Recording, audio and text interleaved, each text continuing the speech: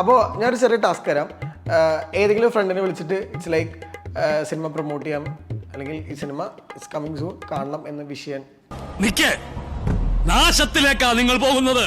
इस आदमी को इंट्रो करने के लिए मैं बहुत ही बड़ी इंट्रो जरूरी है, लेकिन हमारे पास थोड़ा टाइम है. ഇവന്റെ ഈ ബിൽഡപ്പ് കാരണമാണ് ഞാൻ നാറാണക്കല്ലെടുത്ത് പോയത്. ഫിൽമി ബീറ്റ്സിന്റെ ഇന്റർവ്യൂ ആണെന്ന് പറയാൻ പറഞ്ഞു കേട്ടോ.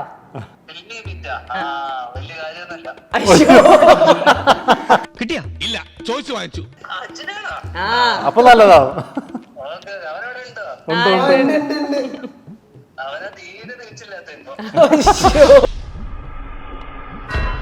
എനിക്കെല്ലാമായി തൃപ്തിയായി. അല്ല, ഞങ്ങൾ ഫ്രണ്ട്സ് ആണ്. അല്ലേ ഞങ്ങൾക്ക് തോന്നിയത് ഞാനൊന്ന് കിടക്കട്ടെ. ഈ സൈക്കോസ് എല്ലാരും കൂടെ എന്നോട് എന്റെ റൂമിൽ മാത്രം എന്തോ പ്രേതമുണ്ട് എന്ന് പറഞ്ഞിട്ട് എന്നെ പേടിപ്പിച്ചു. ശാന്തി ശാന്തി ശാന്തി വന്ന് അല്ലാണ്ട് ഇങ്ങനെ ഒറ്റയ്ക്കൊക്കെ വന്ന് ഡോറൊക്കെ തുറന്ന് ഇങ്ങനെ പാട്ടൊക്കെ പാടി എന്നൊക്കെ പറഞ്ഞ അകത്ത് ഞാനിവിടെ നിന്ന് എല്ലാം കാണും. ഇല്ല, എന്നെ പേടിപ്പിക്കാതിരുന്നാൽ ഞാൻ ആർക്കും ശല്യം ചെയ്യാതിരുന്നോളൂ. പ്രേതം വന്നോ നോക്കലാണ് പുള്ളിക്കാരി.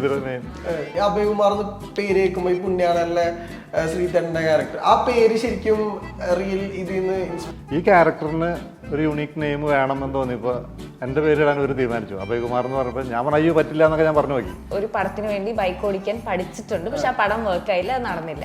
അപ്പൊ ആ ഒരു ഓർമ്മ യൂട്യൂബിൽ നോക്കിയിട്ടുണ്ടോ how to drive a bike? Chandu നല്ല പക്ക ഒറിജിനാലിറ്റിയിൽ തന്നെ ഹൊറർ കഥകൾ പറയും. നേരെ ഇപ്പൊ ഇവിടെ ഉണ്ട്, നിനക്ക് അറിയാണ്ടാണ് ഇത് ഇന്നലെ സംഭവിച്ച സംഭവം എന്നൊക്കെ പറഞ്ഞിട്ട് എക്സാമ്പിൾ പറഞ്ഞു. അപ്പോ ഇപ്പൊ ഈ സെഗ്മെന്റ് നൈസായിട്ട് ഫ്ലോപ്പ് ആയവരെ അബേറിനെ പറ്റി പറയാൻ പറ്റാത്ത പല സീക്രട്സ് ഉണ്ട്. പല സീക്രട്സ് ഇതിലൂടെ പറയാൻ പറ്റില്ല. ദൈവമേ.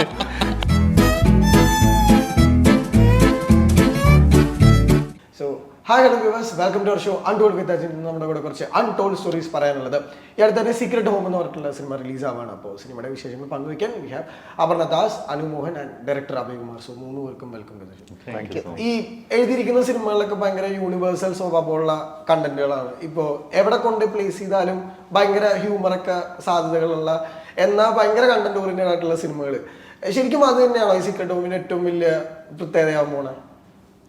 സീക്രട്ട് ഹോം ആക്ച്വലി ഇവിടെ നടന്ന ഒരു ക്രൈം ഇൻസിഡൻറ്റിനെ ബേസ് ചെയ്തിട്ട് നമ്മൾ ഉണ്ടാക്കിയ സിനിമയാണ്. ആ കഥ അതിനെ ബേസ് ചെയ്തിട്ട് ഫോം ചെയ്തതാണ്. നമ്മൾ ഓരോ തവണ സിനിമ ചെയ്യുമ്പോഴും ശ്രദ്ധിക്കാറുള്ളത്, ഓരോ കഥ എടുക്കുമ്പോഴും അതൊരു ഡിഫറെൻ്റ് ആവണം, മുമ്പ് ചെയ്തതിൻ്റെ അതേ പാറ്റേൺ വരാതെ ശ്രമിക്കുക എന്നുള്ളൊരു അറ്റംപ്റ്റ് ഉണ്ട്. അപ്പോൾ അതിൻ്റെ ഭാഗമായിട്ട് ഇങ്ങനൊരു സിനിമ ഇപ്പോൾ കഴിഞ്ഞ സിനിമ കഴിഞ്ഞപ്പോൾ തോന്നി ഇത് കുറച്ച് നാളായിട്ട് നമ്മുടെ ചിന്തയിലുണ്ട്. ഞാനും അനിൽ കുര്യൻ എന്ന് പറഞ്ഞ റൈറ്റർ, ഞങ്ങൾ രണ്ടുപേരും ഒരുമിച്ചാണ് എല്ലാ സിനിമകളും എഴുതിയത്. അപ്പോൾ നമ്മുടെ തോട്ടിൽ ഇങ്ങനൊരു സബ്ജക്റ്റ് കുറച്ച് കാലമായിട്ടുണ്ട്. പക്ഷേ ഒരു ക്രൈം ഡ്രാമ സബ്ജക്റ്റ് എങ്ങനെ എപ്പോൾ എത്തിക്കണം, ഒരു ഓഡിയൻസിലേക്ക് എത്തിക്കുമ്പോൾ അത് എത്രത്തോളം ആക്സെപ്റ്റബിൾ ആവും, പിന്നെ അതിനൊരു ബഡ്ജറ്റ് കൺസ്ട്രെയിൻസ് ഒക്കെ ഉണ്ട്. അത് വലിയ ബഡ്ജറ്റിൽ എടുത്തു കൊണ്ടുവന്നാലുള്ള ബിസിനസ് പ്രോബ്ലംസ് അതൊക്കെ നമ്മുടെ കൺസേൺ ആയിരുന്നു. ഒരു ഘട്ടത്തിൽ നമ്മൾ തീരുമാനിച്ചു ഈ സിനിമ പറയപ്പെടേണ്ട സബ്ജക്റ്റാണ്, അതിനൊരു social relevance at some point ഉണ്ട്, അറ്റ്ലീസ്റ്റ് ഡയറക്റ്റ് അല്ലെങ്കിലും അതിനൊരു വാല്യൂ ഉണ്ട്, അതിന് ഇൻട്രസ്റ്റ് ഉണ്ട് എന്ന് മനസ്സിലായപ്പോൾ നമ്മളെ ഭയങ്കരമായിട്ട് അത് ഹോണ്ട് ചെയ്ത് ചെയ്യണം എന്ന്. അതാണ് പിന്നെ അത് സിനിമ ചെയ്യാൻ തീരുമാനിച്ചത്. അല്ല, ഈ ചെയ്തിരിക്കുന്ന സിനിമകളൊക്കെ കളർഫുൾ പോസ്റ്ററുകളാണ് ഏറ്റവും കൂടുതൽ ശ്രദ്ധിക്കപ്പെട്ടത്. ഇതിൽ വരുമ്പോൾ കുറച്ച് ബ്ലാക്ക് ആൻഡ് വൈറ്റ്, അത് ശരിക്കും ഇന്റൻഷനൽ. ഈ സിനിമ ബേസിക്കലി ഒരു ഡാർക്ക് മോഡാണ് ഇതിൻ്റെ ത്രൂഔട്ട്. നമ്മൾ കാണുന്ന നന്മയും ഹ്യൂമറും പരിപാടികൾ ഈ സിനിമയിൽ വളരെ കുറവാണ്. സമൂഹത്തിൽ നന്മയും ഹ്യൂമറും മാത്രമല്ലല്ലോ, ശരിക്കും ഒരു ഡാർക്കർ സൈഡ് എല്ലാവർക്കും ഉണ്ട്. നമ്മളെല്ലാവരും ആ ഡാർക്കർ സൈഡ് പലപ്പോഴും ഹൈഡ് ചെയ്തിട്ട് പുറത്ത് കാണിക്കുന്ന വേറെ തരത്തിലായിരിക്കുന്നത് മാത്രമേ ഉള്ളൂ. അപ്പോൾ ഇത് നമ്മൾ വിചാരിച്ചു okay darker side of our life നമുക്ക് കാണിക്കണം എന്ന് തോന്നിയതുകൊണ്ടാണ്. ഇനി നിങ്ങൾ പറ, ഡയറക്ടർ കർക്കശക്കാരനാണോ? കർക്കശക്കാരനാണോ? ഒരിക്കലും അല്ല. ഞങ്ങളാണ് ചില സമയത്ത് എത്ര വഴക്ക് പറയുന്ന ആക്ടേഴ്സ് ആയിട്ട് പറയുന്നത്. അങ്ങനെയല്ല, അത്രയും ഫ്രണ്ട്ലി ആയിരുന്നു നമ്മൾ ലൊക്കേഷനിൽ. ഇപ്പം സിനിമ ഭയങ്കര സീരിയസ് സ്വഭാവമുള്ള ഒരു സിനിമയാണെങ്കിൽ ലൊക്കേഷൻ നോക്കി കഴിഞ്ഞാൽ ഒരു അരം പ്ലസ് അരം കിന്നരം പോലത്തെ ഒരു ലൊക്കേഷൻ ആയിരുന്നു. നോർമലി എല്ലാ സിനിമ കഴിഞ്ഞാലും ആ ഒരു ബോണ്ട്, ഒരു സിനിമ സെറ്റിലുള്ള ബോണ്ട് നെക്സ്റ്റ് സിനിമ സെറ്റിൽ പോകുമ്പോൾ അത് മാറുമല്ലോ. ഇത് നമ്മളിപ്പം ഷൂട്ട് കഴിഞ്ഞിട്ട് ഓൾമോസ്റ്റ് 1 year ആവാറായില്ലേ, 1 year ആയി തോന്നുന്നു. എന്നാലും നമ്മൾ ഇടയ്ക്കിടയ്ക്ക് ആരുടെയെങ്കിലും ഒക്കെ വീട്ടിൽ മീറ്റ് ചെയ്യും, ഇങ്ങനെ ടേൺ ബൈ ടേൺ ആരുടെയെങ്കിലും ഒക്കെ വീട്ടിൽ മീറ്റ് ചെയ്യും. നമുക്ക് ഗ്രൂപ്പ് ഒക്കെ ഉണ്ട്, നമ്മൾ ഭയങ്കര ആക്റ്റീവ് ആണ്. ഗ്രൂപ്പിന്റെ പേരെന്താ? അത് പറയാൻ പറ്റില്ല. അത് ഭയങ്കര സീക്രട്ട്. അല്ല, ഇപ്പൊ ഈ സീരിയസ് ടോണിലുള്ള സിനിമയും നമ്മുടെ മൂഡ് ഭയങ്കര ഇമ്പോർട്ടന്റ് ആണെന്ന് പറയും. ശരിക്കും നിങ്ങൾ ഇങ്ങനെ ഭയങ്കര ഹാപ്പി ആയിട്ട് ഇങ്ങനെ ടക്ക് എന്ന് പറഞ്ഞ് സീരിയസ് മോഡ് സീൻസ് ഒക്കെ ചെയ്യപ്പോ എങ്ങനെ ഷൂട്ട് ചെയ്യുമ്പോഴോ ആ ഇത് അങ്ങനെ ഒരു ഭയങ്കര ദേഷ്യപ്പെടുന്ന അങ്ങനത്തെ സ്വഭാവം അങ്ങനെയല്ല ഒരു സിനിമയുടെ സ്വഭാവം. അവേട്ടൻ പറഞ്ഞ പോലെ എല്ലാവർക്കും ഒരു ഡാർക്കർ സൈഡ് ഉണ്ടാവുമല്ലോ. അപ്പൊ അവരുടെ ഒരു ഡെയിലി ലൈഫിൽ അവർ ഹൈഡ് ചെയ്യാൻ ശ്രമിക്കുന്ന അല്ലെങ്കിൽ ഹൈഡ് ചെയ്ത് വെച്ചിരിക്കുന്ന ഒരു ഏരിയ നമ്മൾ തുറന്നു കാണിക്കുകയാണ് ഒരു ഇൻസിഡന്റിനെ ബേസ് ചെയ്ത് സംസാരിക്കുമ്പോൾ. അപ്പം അങ്ങനെയുള്ളൂ, അല്ലാണ്ട് എല്ലാവരും ഭയങ്കര ദേഷ്യമുള്ള ആൾക്കാർ അറഗൻ്റായിട്ട് അങ്ങനത്തെ ഒരു സീക്വൻസുകളും സീൻസും അല്ല ഇതിലുള്ള. അപ്പോൾ നമ്മൾ പിന്നെ നമ്മൾ എത്ര സീരിയസ് ആവണമെന്ന് വിചാരിച്ചാലും സിറ്റുവേഷൻസ് ആൾക്കാരും ഒക്കെ ഇതനുസരിച്ചിരിക്കുമല്ലോ. നമ്മൾ എത്ര സീരിയസ് ആയാലും ഒരു പരിധിയിൽ കൂടുതൽ സീരിയസ് ആവാൻ പറ്റാറില്ല. വളരെ സീരിയസ് ഷോട്ടിൽ ചിരിച്ചിട്ടുണ്ട്, ചിരിക്കില്ല വീണ്ടും പോവാന്ന് പറഞ്ഞിട്ട് കൊറേ BTS അങ്ങനെ കൊറേ മണ്ടത്തരം പൊട്ടത്തരം ഒക്കെ ഉണ്ടാവും ഇവരുടെ കയ്യിലുണ്ട്. ഇപ്പൊ സാർ, ഇപ്പൊ എനിക്ക് പെട്ടെന്ന് ഓർമ്മ വന്ന ഒരു കാര്യം, അഭയകുമാർ പേര് കേൾക്കുമ്പോ ഈ പുണ്യാളല്ലേ ശ്രീധരന്റെ ക്യാരക്ടർ, ആ പേര് ശരിക്കും റിയൽ ഇതിന്ന് ഇൻസ്പയർഡ് അല്ല. ആളുടെ ക്യാരക്ടർ ഒരു തരത്തിൽ ഇൻസ്പയർഡ് അല്ല. ആക്ച്വലി ആ സിനിമ കഥാപരമായിട്ട് നമ്മൾ ഡിസ്കസ് ചെയ്യുന്ന സമയത്ത് രഞ്ജിത് ശങ്കർ, ഞാനും അനിൽ കുര്യൻ, ഞങ്ങൾ 3 പേരാണ് അതിൻ്റെ തിരക്കഥ വർക്ക് ചെയ്തത്. അപ്പോൾ ആ സമയത്ത് ഈ ക്യാരക്ടറിന് ഒരു യുണീക്ക് നെയിം വേണമെന്ന് തോന്നിയപ്പോൾ എൻ്റെ പേരിടാൻ ഒരു തീരുമാനിച്ചു. അഭയകുമാർ എന്ന് പറഞ്ഞപ്പോൾ ഞാൻ പറഞ്ഞു അയ്യോ പറ്റില്ല എന്നൊക്കെ ഞാൻ പറഞ്ഞു നോക്കി. പക്ഷെ 3-നെതിരെ 1 വോട്ടിന് അല്ല 2-നെതിരെ 1 വോട്ടിന് തന്നെ പരാജയപ്പെടുത്തി അവർ ആ പേരിടുക ചെയ്തു.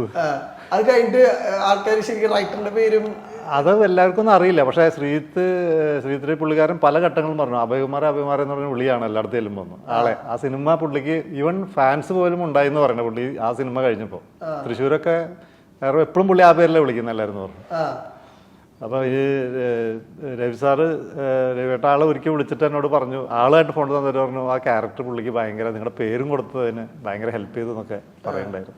ഇപ്പൊ പറഞ്ഞ ലൈഫ് ആഫ്റ്റർ ഡാഡ് എങ്ങനെയുണ്ട് ചെന്നൈയിലൊക്കെ പോകുമ്പോൾ? അത് ഭയങ്കര ചേഞ്ച് ഉണ്ട്. കാരണം ഇപ്പൊ അവിടെ പോകുമ്പോ അത്യാവശ്യം ആൾക്കാർക്കൊക്കെ മനസ്സിലാവുന്നുണ്ട്. അതൊരു വലിയൊരു കാര്യല്ലേ. നമ്മളിപ്പം വർക്ക് ചെയ്യുന്നത് തന്നെ ആൾക്കാരെ റെക്കഗ്നൈസ് ചെയ്യാൻ വേണ്ടിയിട്ടാണ്. അവിടെ ഇപ്പോഴാണ് ആഫ്റ്റർ ഡാഡേ ആണ് എനിക്കത് ഫീൽ ചെയ്യുന്നത്. ഈ അതിന്റെ പ്രോസസ്സ് അല്ലെങ്കിൽ അതിന്റെ സ്റ്റോറി ഭയങ്കര ക്യൂട്ട് സ്റ്റോറിയാ. പക്ഷെ അത് പറഞ്ഞ പോലെ ക്ലൈമാക്സിലേക്ക് വരുമ്പോൾ ചെറുതായിട്ട് കരയിക്കുന്നു അല്ലെങ്കിൽ ഭയങ്കര ഇമോഷണൽ ആക്കുന്നു. ശരിക്കും നിങ്ങൾ എങ്ങനെയാണ് അതിന്റെ പ്രോസസ്സ് ഭയങ്കര എൻജോയ് ചെയ്ത്, അല്ലെങ്കിൽ ഭയങ്കരമായിട്ട് പ്രതീക്ഷ അല്ലെങ്കിൽ വളരെ ചെറിയ പ്രതീക്ഷ ഉണ്ടായിരുന്ന സിനിമകളൊന്നാണ്, പക്ഷെ ഇറങ്ങി കഴിഞ്ഞിട്ട് ഭയങ്കര അധികം അപ്രീസിയേഷൻ വരുന്നു. OTT റിലീസ് കഴിഞ്ഞാൽ ഭയങ്കര അധികം അപ്രീസിയേഷൻസ് ഒക്കെ വരുന്നുണ്ട്. എങ്ങനെയാണ് ശരിക്കും നിങ്ങൾ ആ ഒരു ഇതിപ്പോൾ 1 year ആവുന്നുണ്ട്? 1 year ആയിട്ട് ഇപ്പോഴും ആക്ച്വലി എനിക്ക് ഇൻസ്റ്റഗ്രാമിൽ ഈ റീൽസും ടാഗ്സും ഒക്കെ ഈ ഡാഡയുടെ ആണ്. അപ്പം എനിക്ക് കിട്ടിയ സിനിമകളിൽ ഭയങ്കരമായിട്ട് ഞാൻ ചെയ്ത സിനിമകളിൽ ഭയങ്കരമായിട്ട് പെർഫോമൻസ് ഓറിയന്റഡ് ആയിട്ട് വന്നത് ആക്ച്വലി ഡാഡയാണ്. അതിനകത്തായിരുന്നു കുറേ ഇമോഷൻസ്, റൊമാൻസും ഭയങ്കര ഹാർട്ട് ബ്രേക്കും അങ്ങനെയൊക്കെ എല്ലാം കാണിച്ചത്. അപ്പോൾ എന്നെ സംബന്ധിച്ചിടത്തോളം അത് ആദ്യം പറയുമ്പോൾ വലിയ സ്റ്റാർ കാസ്റ്റ് ഒന്നും ഉള്ളൊരു ഫിലിം ആയിരുന്നില്ല. പക്ഷെ ഭയങ്കര എനിക്ക് പെർഫോം ചെയ്യാൻ പറ്റുമോ ഇല്ലയോ എന്ന് നോക്കാൻ പറ്റുന്ന ഒരു സിനിമയായിരുന്നു. അപ്പൊ ഞാൻ അങ്ങനെ നോക്കി ചെയ്തതാണ്. ഭാഗ്യത്തിന് വർക്കായി. ഇപ്പോൾ ഇതിലെ ക്യാരക്ടേഴ്സിനെ കുറിച്ചിട്ട് ഇഷ്ടം വളരെ മോശമാണ്. അങ്ങനെ പറഞ്ഞൂടാ.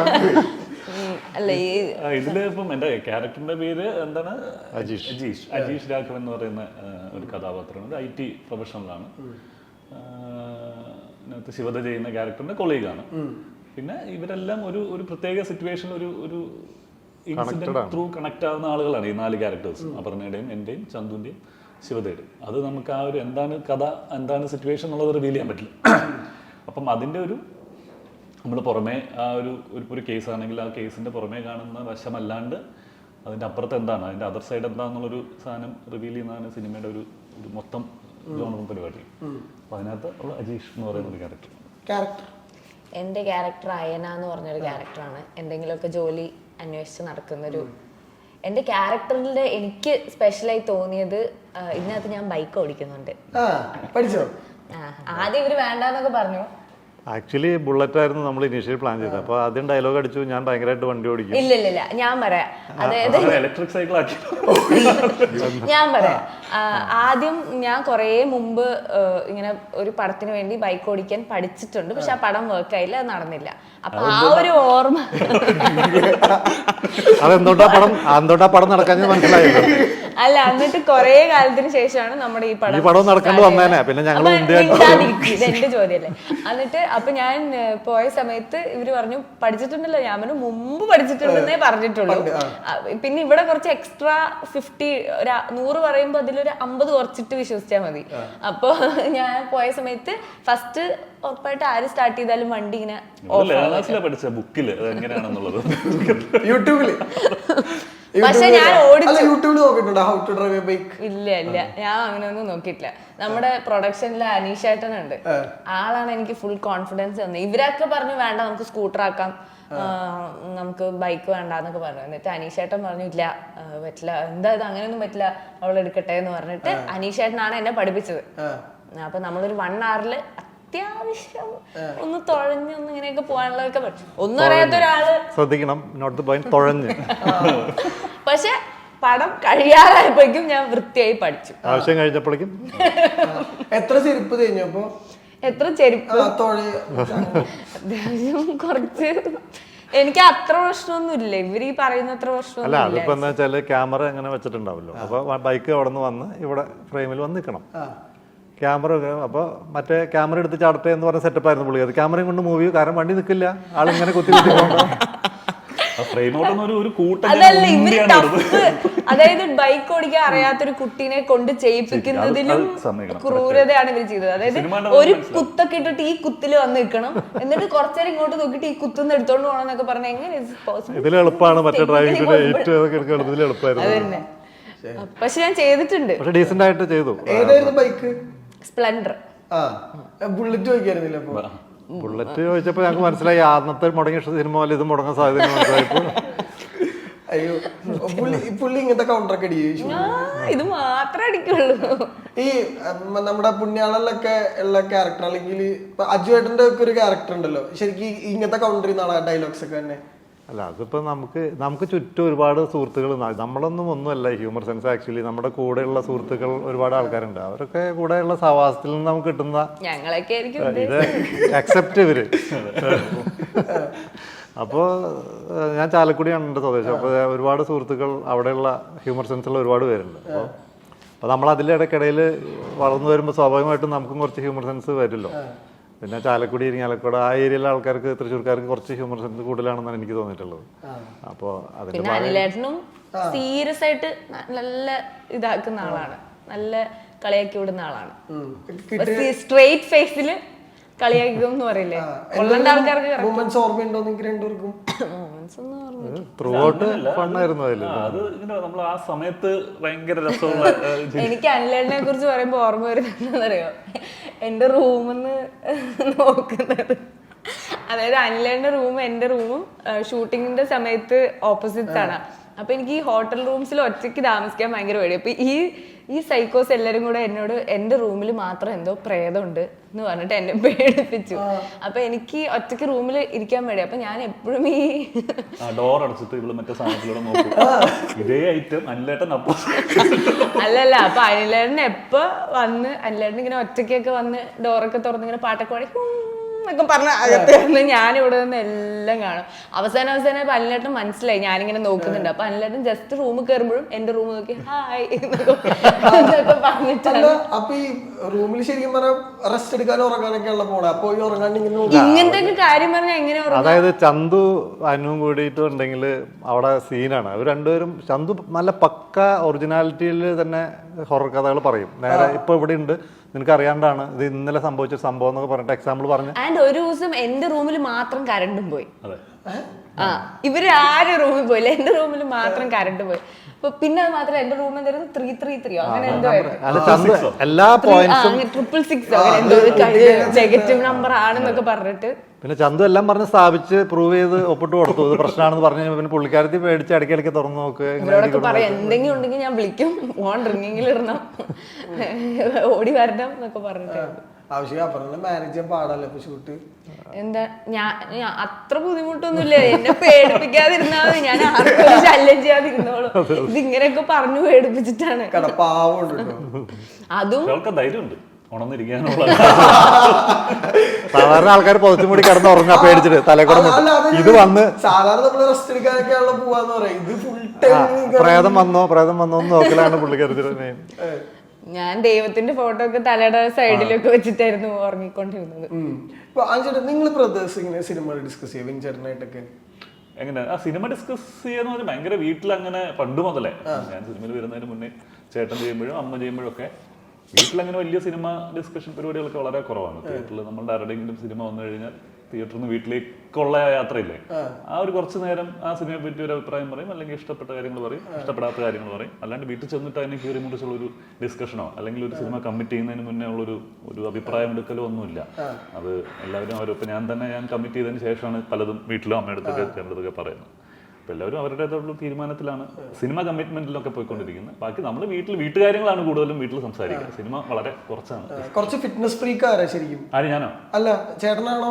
ചേട്ടനെ കണ്ട് നിനക്ക് തോന്നിയോ ഏറ്റവും കൂടുതൽ തടി വെക്കുന്ന ആളാണ് വീട്ടിൽ? അല്ലല്ല ക്രിക്കറ്റ് കളിക്കുന്ന. ക്രിക്കറ്റ് കളിക്കും, സ്പോർട്സ് പരിപാടികളൊക്കെ ഇഷ്ടമാണ്. ഇപ്പൊ പറഞ്ഞ ജിമ്മില് ഒക്കെ പോകാൻ വിളിക്കാൻ ഭയങ്കര മടിയാണ്. അല്ലെങ്കിൽ അങ്ങനത്തെ ഒരു എക്സസൈസ് പരിപാടിയിലൊക്കെ പറഞ്ഞ് വരില്ല എന്നല്ല, പക്ഷെ പൊതുവെ ഒരു ഒത്തിരി മടിയുള്ളതാണ്. ചായ അത് വെച്ചോണ്ട് സംസാരിക്കല്ലോ, കുഴപ്പമില്ല. ഇവർക്ക് കൊടുക്കാതെ ഞാൻ മാത്രം ചായ കുടിച്ചു. കുഴപ്പമില്ല. നല്ല വേണ്ട, ഷുഗർ വേണ്ട. ഓ അങ്ങനെയൊക്കെയായി ഇപ്പൊ ഡയറ്റില്ല. ഷോ ഇതൊക്കെ കിട്ടുന്നുണ്ടല്ലോ കറക്റ്റ്. സാധാരണ 4 പൊട്ടിച്ചിരുന്ന ആളാണ് വേണ്ടാന്ന് ഷുഗർ. കുറച്ച് കുറയ്ക്കണം. എല്ലാരും ഭയങ്കര ഫിറ്റ് ആയിട്ടിരിക്കും. എനിക്ക് വേണ്ട, ബിസ്ക്കറ്റ് വേണം. ഇത് 2-2.5 ചായ ഉണ്ടല്ലോ. ഇത് വേണം. വേണ്ട കുടിച്ചോ, വേണം. ഇറങ്ങി കുടിക്കാനുള്ളത്. അപ്പോ നമുക്ക് ചെറിയൊരു സീക്രട്ട് റൗണ്ടിലേക്ക് പോവാം. മനസ്സിലായി? ഈ പേരിടുമ്പോഴേ എനിക്ക് തോന്നിയിരുന്നു ഇങ്ങനത്തെ റൗണ്ട്സ് വരും. അല്ല എന്താ പറയുക, പ്രൊമോഷൻ വരുമ്പോഴത്തേക്കും ഏറ്റവും ഇൻട്രസ്റ്റിംഗ് ആയിട്ടുള്ള കുറച്ച് പരിപാടികളാണല്ലോ. ഓക്കെ, അനുവിനെ പറ്റി അറിയാവുന്ന അല്ലെങ്കിൽ അറിഞ്ഞിരുന്ന ഒരു സീക്രട്ട് പുള്ളിയോട് റിവീൽ ചെയ്ത് എന്തായിരിക്കും, അത് ഡിസ്കസ് ചെയ്ത് എന്തായിരിക്കും? എന്തെങ്കിലും ഉണ്ടോ? എനിക്ക് അങ്ങനെ ഒന്നുമില്ല. അനുചേട്ടനെ പറ്റി എല്ലാവർക്കും അറിയുന്ന കാര്യങ്ങളെ എനിക്ക് അറിയുള്ളൂ. ഇനി എന്തെങ്കിലും ഉണ്ടെങ്കിൽ അനുചേട്ടൻ തന്നെ പറ, ഞങ്ങളോട് പറഞ്ഞ ഞാൻ തന്നെ എന്റെ സീക്രട്ട് പറയും. ഒരു സീക്രട്ട് ഇവിടെ ഇതാക്ക്. എന്തെങ്കിലും അറിയുന്ന സീക്രട്ടാ നീ പറയാനാ പറയുന്നത്. ഈ തീവ്രത്തിലെ ക്യൂട്ടുവില്ലൻ അടുത്ത് ഭയങ്കര വൈറലായ സംഭവമായിരുന്നല്ലോ. തീവ്രത്തിലേക്ക് ഞാൻ അറിഞ്ഞില്ലല്ലോ. തീവ്രത്തില് ബാക്കി എന്തായിരുന്നു? ആ തീവ്രത്തില് ഭയങ്കര ക്യൂട്ടുവില്ലനാണ് കുറെ കമന്റുകൾ അങ്ങനെ. ശരി, അല്ല അത് സീക്രട്ടായിട്ട് എന്താ ബന്ധം?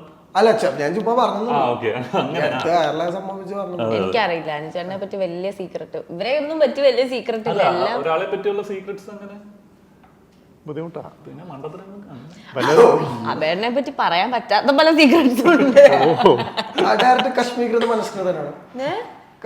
അതില് കർക്കശക്കാരൻ അല്ല, കശ്മീകൃത മനസ്കൃതൻ. അതൊരു വേറൊരു വിജൃംഭിച്ചൊരു വാക്കാ. നിഘണ്ടുവിലുള്ള ഐറ്റമാണോ? കർക്കശക്കാരനാണോ? അങ്ങനത്തെ ഒരു അത് ഓക്കെ. ആക്ച്വലി സത്യം പറഞ്ഞ ദേഷ്യമൊക്കെ വരും അല്ലേ, പക്ഷെ ഇങ്ങനെ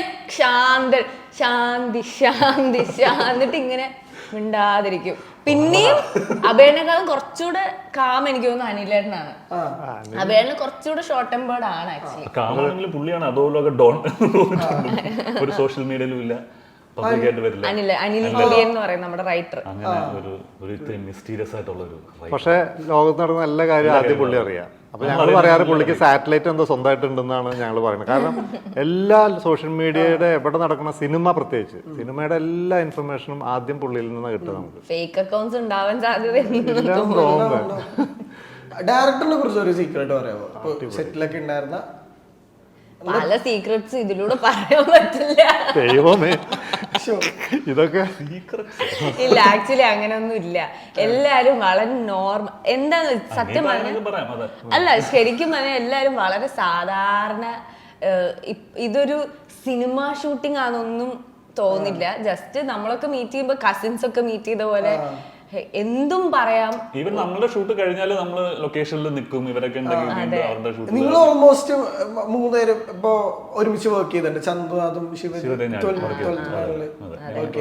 ഞങ്ങൾ ആക്ച്വലി പ്രിയനോട്ടത്തിലാണ് ഫുൾ ടീം എല്ലാവരും ആ സെറ്റിൽ തന്നെ എനിക്ക് ഭയങ്കര കംഫർട്ടബിൾ സെറ്റാണ്. അപ്പം ഇവിടെ വരുമ്പോൾ എനിക്ക് ഒന്നും പേടിക്കാനില്ല, വെറുതെ വന്നാൽ എന്നെ നോക്കിക്കോളും എന്നറിയുന്ന ഒരു സെറ്റാണ് എനിക്ക്. അതുകൊണ്ട് നമ്മളെല്ലാവരും മുമ്പ് ഇവരും എല്ലാവരും പരിചയമുണ്ട്, നമ്മളെല്ലാവരും പരിചയമുണ്ട്. അപ്പൊ എല്ലാവർക്കും കംഫർട്ടബിൾ ആയിരുന്നു. അപ്പൊ ആദ്യമേ എല്ലാവരും പെട്ടെന്ന് തന്നെ ജെല്ലായി. അപ്പം അങ്ങനെ സീക്രട്സ് പരിപാടി ഒന്നുമില്ല. അപ്പോ ഇപ്പൊ ഈ സെഗ്മെന്റ് നൈസായിട്ട് ഫ്ലോപ്പ് ആയി വരാൻ സന്തോഷം. Thank you. അപ്പോ ഞാനൊരു ചെറിയ ടാസ്ക് തരാം. ഏതെങ്കിലും ഫ്രണ്ടിനെ വിളിച്ചിട്ട് ഇറ്റ്സ് ലൈക്ക് സിനിമ പ്രൊമോട്ട് ചെയ്യാം, അല്ലെങ്കിൽ ഈ സിനിമ ഇറ്റ്സ് കമ്മിങ് സൂൺ കാണണം എന്ന വിഷയം അറിയിക്കാൻ. അത് അനുചേട്ടൻ വിളിച്ചോ? എന്റെ ഫ്രണ്ട്സ് ഒന്നും ഈ സമയത്ത് എണീച്ചിട്ടുണ്ടാവില്ല. കവിന എന്നെ തല്ലിക്കൊല്ലു വിളിച്ചു കഴിഞ്ഞാൽ. ഇവിടുന്ന് ചന്ദ്രചേട്ടനെ വിളിച്ചു പറഞ്ഞാൽ കാര്യം ചെയ്യ്, വിജയനെ വിളിക്കും. അയ്യോ മതിയോ, വിജയ് സാറിനെ വിളിക്കാൻ. അത് പുള്ളി നമ്പർ ഉണ്ടോ ശരിക്കും കയ്യില്? എന്തൊരു നമ്പർ കാണിച്ചു കൊടുക്കുക, ആ ഫേക്ക് സേവ് ചെയ്ത നമ്പർ കാണിച്ചു കൊടുക്കുക.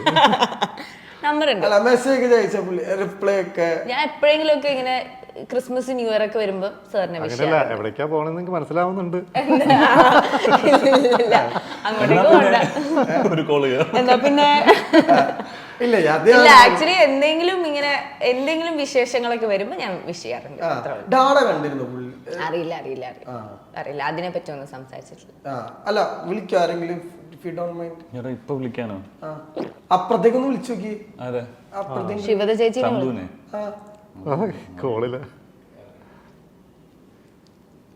അയ്യോ അതെ, സഭ്യമായ ഭാഷ ഉപയോഗിക്കണമെന്ന് പ്രത്യേകം. ഒരു നിമിഷം അളിയാ നിനക്ക് വേറെ പണിയൊന്നുമില്ലടാ ഇന്റർവ്യൂ എന്ന് അറിഞ്ഞൂടെ എന്ന് ചോദിച്ചിട്ട് ഫോൺ സൈലന്റ് ആയിരിക്കും, അപ്പുറത്തെ ഇന്റർവ്യൂ എടുക്കുന്നുണ്ട്. അവൻ പോയി കണ്ടോ, ഉണർന്നിരിക്കുന്ന അവൻ പോലും എടുക്കുന്നില്ല.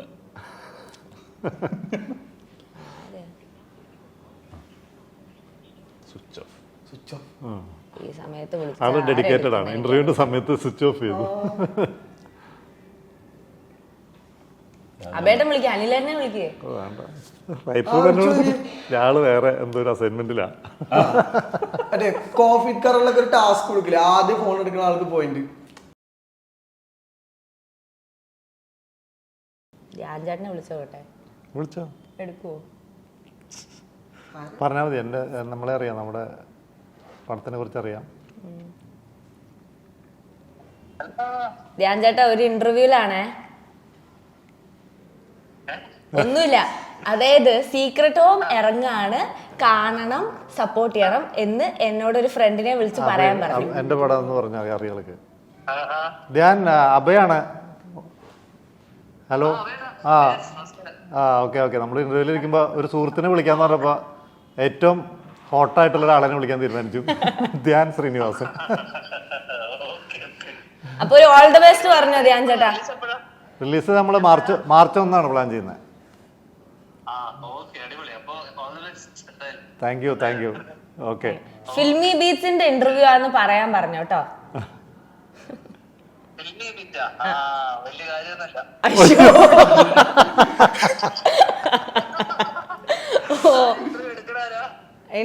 അജിൻ അപ്പൊ നല്ലതാ.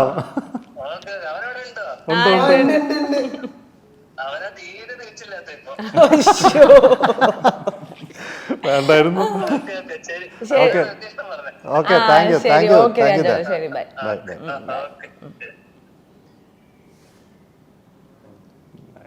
സെറ്റായില്ലേ? സന്തോഷല്ലേ? ഇനി വേറെ ആരെങ്കിലും വിളിക്കണം? അല്ല ഇനി ആരെങ്കിലും വിളിച്ചോ, ഇതിന്റെ ഒന്ന് പറയണ്ടാവും. മനസ്സിലായി, അത് മനസ്സിലായി, ഞങ്ങക്ക് തോന്നിയത്. അല്ല ഇപ്പൊ പോയി. അല്ല ഇപ്പൊ സീക്രട്ട് ഹോം വരെയുള്ളൂ, ഇപ്പൊ ഒരുപാട് ത്രില്ലറുകൾ വരുന്ന ഒരു സമയം കൂടെയാണ്. സോ എന്തുകൊണ്ട് ഡിഫറെന്റ് ആയിരിക്കണം എന്ന് ചോദിച്ചാൽ എന്തായിരിക്കും നിങ്ങളുടെ ഒരു കൺക്ലൂഷൻ? ഡിഫറെൻ്റ് ആയിരിക്കുന്നതെന്ന് വെച്ചാൽ നമ്മുടെ ഒരു സിമ്പിളായിട്ട് പറയുകയാണെങ്കിൽ ഇതിലൊരു കണ്ടന്റ് ഇതുവരെ സിനിമയിൽ വന്നിട്ടില്ല. അത് നമ്മുടെ ഒരു കോൺഫിഡൻസ് ആണ്. അതായത് ഇതൊരു റിയൽ ഇൻസിഡൻറ്റിനെ ബേസ് ചെയ്തിട്ടാണ് നമ്മൾ ഈ സ്റ്റോറി ഉണ്ടാക്കിയിരിക്കുന്നത്, ഈ കഥ. പക്ഷേ ഈ സ്റ്റോറിയിൽ നമ്മൾ എക്സ്പ്ലോർ ചെയ്യുന്നത് ജെനുവൻലി നമ്മൾ കാണുന്ന ഇൻസിഡൻസ് ഉണ്ടല്ലോ, ലൈഫിൽ കാണുന്ന ഒരു ക്രൈം, അത് സംഭവിച്ചു, നമ്മൾ അതിൻ്റെ എന്തുകൊണ്ടെന്ന് കണ്ടുപിടിച്ചു, ശിക്ഷ നടന്നു. പക്ഷേ അതിൻ്റെ റീസൺ എന്താണെന്ന് നമ്മൾ അന്വേഷിച്ച് പോകാറില്ല. ചിലപ്പോൾ അതിൻ്റെ പിന്നിൽ വേറെ കാരണമുണ്ട്. അപ്പോൾ അത് അന്വേഷിക്കുമ്പോൾ ചിലപ്പോൾ നമ്മൾ കാണുന്ന റിയാലിറ്റി ആയിരിക്കില്ല അതിൻ്റെ പിന്നിലുള്ളത്. ഫോർ എക്സാമ്പിൾ ന്യൂസ് ഒരു സംഭവം ന്യൂസ് വരുന്നത് ആ ന്യൂസിൽ കാണുന്നത് മാത്രമല്ലല്ലോ അതിൻ്റെ ബാക്കിൽ വേറെ കുറേ കാര്യങ്ങളുണ്ടാവും. അതുപോലെ എല്ലാ ക്രൈമിനും അതിൻ്റെ പിന്നിൽ ബിഹൈൻഡ് ദ സീൻ വേറെ കാര്യങ്ങളായിരിക്കും. അപ്പോൾ അതെന്താണെന്നുള്ളൊരു കണ്ടെത്തലാണ് ഈ സിനിമ ട്രൈ ചെയ്യുന്നത്. ആ കണ്ടെത്തലിൽ ഞങ്ങൾ വിശ്വസിക്കുന്നു ഇതുവരെ മലയാള സിനിമയിൽ കാണാത്തൊരു ഭാഗം ഉണ്ടായില്ല. നിങ്ങളെ അട്രാക്ട് ചെയ്ത ഈ ഒരു ഫാക്ടറാണോ? അതെ അതെ അത് അത് ഇതുവരെ നമ്മൾ സംസാരിക്കാത്ത ഒരു വിഷയം. അപ്പോൾ ഒരു അവിടെ പറഞ്ഞ പോലെ ആ ക്രൈമിൽ ഇപ്പം ഇവൻ തെളിയിക്കപ്പെട്ട ക്രൈം ആണെങ്കിൽ പോലും അതിനകത്ത് ഒരു ബാക്ക് സ്റ്റോറി ഉണ്ട്. ഇപ്പൊ അതും അല്ലെങ്കിൽ റിയാലിറ്റി മനസ്സിലായില്ല. ഇപ്പൊ തെളിവുകൾ വെച്ചിട്ട് ഒരു കേസ് കൺക്ലൂഡ് ചെയ്യുന്നതിനേക്കാൾ അപ്പുറത്തേക്ക് അതല്ലാത്തൊരു റിയാലിറ്റി അതുണ്ടെങ്കിലോ, അപ്പം ആ ഒരു റിയാലിറ്റി അതെന്താണ് നമ്മൾ ഈ സിനിമയിൽ ഉൾക്കൊള്ളിച്ചിരിക്കുന്നത് എന്നുള്ളത് ഒരു ഫ്രഷാണ്, അതൊരു പുതിയ പരിപാടിയാണ്. അല്ല, അപ്പോഴും ഈ പറഞ്ഞ ഈ പുതിയ പരിപാടി എന്ന് പറഞ്ഞല്ലോ, ഇപ്പോൾ അതുകൊണ്ട് ഇതിന് മുമ്പത്തെ സിനിമകൾ എടുക്കുകയാണെങ്കിൽ ആ വിഷയം സംസാരിക്കുന്ന ഭയങ്കര പുതുമയുള്ള സബ്ജക്റ്റുകളായിരിക്കും. 12th Man ആണെങ്കിലും ധൂമാണെങ്കിലും ഭാഷയാണെങ്കിലും ഇങ്ങനത്തെ ഒരു പരിപാടികൾ ശരിക്കും ഭയങ്കര ഇഷ്ടമാണ്, പുതിയ ഫ്രഷ് ആയിട്ട്. അതെ, പിന്നെ അത് കഥകൾ കേൾക്കുമ്പോൾ ഞാൻ ആദ്യം ശ്രദ്ധിക്കുന്നതാണ്. ഇപ്പൊ എന്റെ ക്യാരക്ടർ വളരെ ചെറുതാണെങ്കിലും അല്ലെങ്കിൽ ഒരു സീനിൽ വന്നു പോകുന്നുള്ളെങ്കിലും ആ സ്ട്രക്ചർ ഉണ്ടല്ലോ, ആ ഒരു നട്ടലിനകത്ത് നമ്മളുടെ കഥാപാത്രം ഉണ്ടോ എന്നാണ് ഞാൻ ആദ്യം നോക്കുന്നത്. അപ്പം ടോട്ടൽ സിനിമ ഇഷ്ടപ്പെടുക എന്നുള്ളതാണ്. അപ്പം അങ്ങനെ നല്ലൊരു സിനിമയാണെങ്കിൽ, നല്ലൊരു സ്ക്രിപ്റ്റ് ആണെങ്കിൽ അതിന്റെ ഒരു ഭാഗമാകുക എന്നുള്ളത് എപ്പോഴും ഇഷ്ടപ്പെടുന്ന ഒരു പരിപാടിയാണ്. അപ്പം അങ്ങനെയാണ് ഇതുവരെ ചെയ്ത സിനിമകളും കമ്മിറ്റ്മെന്റും ഒക്കെ തീർച്ചയായിട്ടും.